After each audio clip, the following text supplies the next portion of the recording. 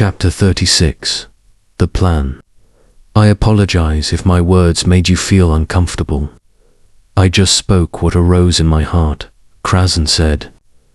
No, Lord Krazen. It's not that I'm offended by your words, but I'm trying to organize my thoughts on how to speak to you. I know well that what I'm about to say might be inappropriate in your feelings, especially towards His Majesty, whom you and I respect. Listen to me carefully. I will tell you the truth of what is happening. And all of this is a plan we must work together on. A plan for what? Krazen asked. You know that Minister Loom is my father, right? She asked. I know, he replied. My father offered me as a concubine too. His Majesty, when I was only 16 years old. At that time, His Majesty was almost 80 years old. On the first day of sending me to the bridal chamber, His Majesty was very kind to me. He never touched me even once. And He will never do anything to me because He has known me since I was a baby. He cherishes me more like a daughter or granddaughter. But because it was my father's wish, His Majesty didn't want to refuse. My parents always taught me that I must diligently serve His Majesty and hope that I would have a child with him.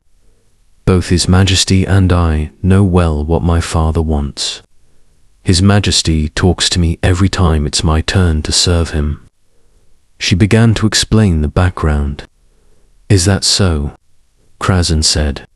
Besides His Majesty not wanting to possess me, He even supports me if I love or like someone. Once, he asked me if I had a lover, she said. And what did you tell him? Krazen asked. I replied, yes, there is someone I fancy, she replied. You already have someone you fancy, he asked. I told His Majesty that the person I fancy is you, she replied. Are you speaking from the heart? Krazen looked at her, almost disbelieving his ears. If you decided to speak from the heart, I also decided to speak from the heart. If you believe that at this moment there is something sacred, inspiring you to decide to speak or do something, I also have the same feeling, and I am speaking as it tells me, she replied. Lord Foch, it seems that Kaharu is also sending thoughts to herself at this moment, right? I asked Lord Foch. This is clear, especially in the case of Kaharu, who is said to have reached the edge of the football field, and now she is up in the stands, looking down at the field. She can see every moment of her life that has ever happened, because her mind is in a state of timelessness. Lord Foch replied, I think I almost understand, but I'm still confused about how Kaharu can inspire herself in the past. I asked. It's because she is still thinking based on space and time, he replied. That's right. How will you explain this? I asked. You can imagine it like this. Beyond the edge of the football field, which is her life, is the edge of the stands. But the distance from the lowest edge of the stands to the highest edge of the stands is very long, so long that even light, which travels the fastest, would take millions of trillions of years to travel. Images of every event that has ever happened in her life are traveling through that long distance, but her mind travels much faster than light, so fast that it has no speed at all.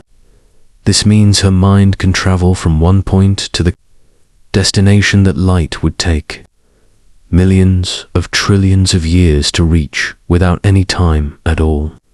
Just by thinking about being at the top edge of the stands, she is already there.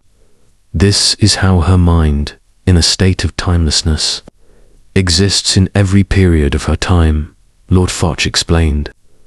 Oh, it's even more confusing now, I said. Just focus on the feelings that arise from within, because those feelings come from your own self that is beyond all time, he advised. Lord Crazen, I think that our relationship isn't the important thing. The important thing is that I am currently like a hostage, she said. A hostage? I don't understand, Crazen asked. One day, I followed my father to pay respects to the Supreme Patriarch. I overheard the conversation between my father and His Holiness and felt uneasy. The first issue is that my father doesn't like you very much. This is because His Majesty currently gives you a lot of special attention. Since His Majesty met you, he has changed. Instead of relying on my father's advice, or the advice of the ministers, for decisions, His Majesty listens to your words, even though you don't know the royal customs and traditions, or the administration of the country. The latest issue is that His Majesty ordered the establishment of a royal rice field to grow rice to feed the people in the palace, instead of collecting taxes from the farmers. I know this well because I am always close to my father.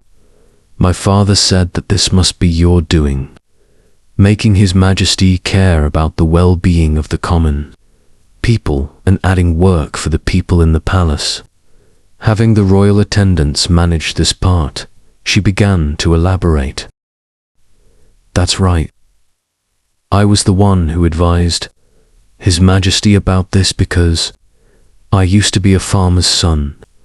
I know well that in some years, when there is a drought, the rice harvest is small, barely enough to eat, and they still have to set aside some to send to the palace. Sometimes the soldiers don't listen to any reason and use coercion. His Majesty doesn't know about these things. So behind the scenes, there are only curses against him. So, I advise that His Majesty should reduce or stop such practices. With just rice, His Majesty doesn't need to exploit them at all. He has plenty of land and abundant servants. Some of them do nothing all day, idle and quarreling.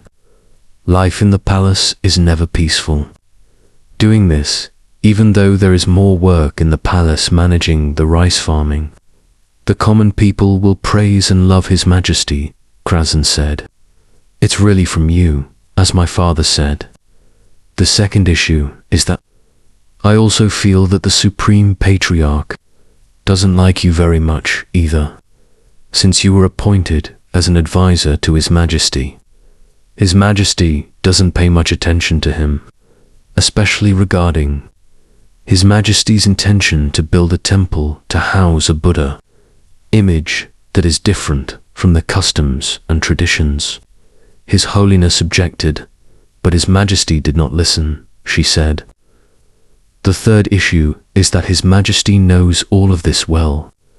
Every time I serve him privately, he opens up and tells me that my father is ambitious. He senses that something unusual will happen to him and to you, who are unaware but will be affected. And this is the plan. I came to you here, which is His Majesty's plan. He allows me and you to have a husband and wife relationship, which will not be a secret to him, but will be a secret to my father. Let me put it simply. His Majesty wants your bloodline to be in the royal family, under his royal lineage through me. If you can have a child with me in His Majesty's name, your child will be accepted as royal blood, she said. This must be the mission I received from His Majesty, and also the opportunity for me to follow my heart. I am willing to be yours. I have never been touched by any man before. My father intended to preserve this virginity for His Majesty alone, even though this mission is sudden. It is necessary because we will have few opportunities to meet and be alone. Today, I chose only the attendants I can trust. This may be the only opportunity and the last opportunity in my life and yours. Please don't hesitate, Lady USA said. As soon as she finished speaking, she reached out and placed Crasen's hand on her chest. The scene reminded me of the first time I was intimate with Kah. It was so similar, as if it were the same event. In that case, please follow me to my room, Crazen said, getting up and taking her hand to walk to the bedroom. I am willing, she replied. Lord Foch, can I skip the events from now on? Because it makes me feel excited and might lose my focus, I asked. As you wish. You can skip to see other events as you desire, he replied. Or, could you tell me the story of what happens from now on instead? It would be less time-consuming. I think you should know from other people's perspectives and be able to summarize the events for me, I suggested. In this case, I can tell you because I am with you, and I see the stories of other people related to you, in dimensions that you might not be able to see, he said. Good. I won't have to guess who did what, I said. From what I see in your memory and the memories of others involved in this event, from now on, you will only be intimate with Lady Uwadi 2 more times. After that, she will become pregnant. She will have a son. But you won't get to see him because you will die before he is born, Lord Foch narrated.